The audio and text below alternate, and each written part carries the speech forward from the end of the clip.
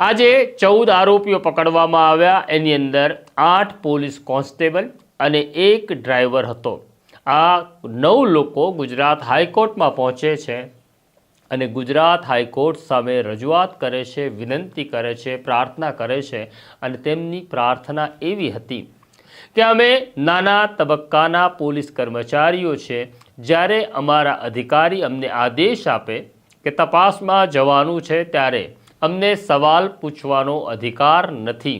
અને એટલે જ 2018માં પણ જ્યારે પોલીસ ઇન્સ્પેક્ટર અનંત પટેલે કહ્યું કે તપાસના કામે અમરેલીથી ગાંધીનગર જવાનું છે, ત્યારે અમે સરકારી વાનમાં યુનિફોર્મ પહેરી નેમ પ્લેટ સાથે ગાંધીનગર પહોંચ્યા હતા।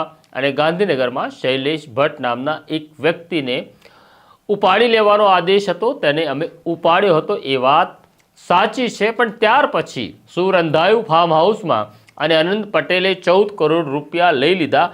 એસપીની ભૂમિકામાં શું છે તે નાના કર્મચારી તરીકે અમને ખબર નથી। અમે ગુનામાં સીધી કે આડકતરી રીતે સંડોવાયેલા નથી।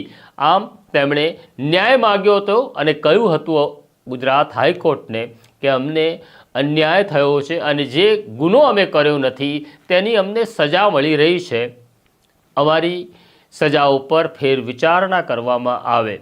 પ્રારંભિક તબક્કે જ ગુજરાત હાઈકોર્ટે પક્ષકારોને સાંભળ્યા પછી એવા નિર્ણય ઉપર આવી હાઈકોર્ટ કે અમદાવાદની અદાલતે જે નાના પોલીસ કર્મચારીઓને આજીવન કારાવાસની સજા ફટકારી છે એ સજા ઉપર અત્યારે રોક લગાડવામાં આવે છે અને 9 આરોપીઓને મુક્ત કરવામાં આવે છે, એટલે કે જામીન મુક્ત કરવામાં આવે છે।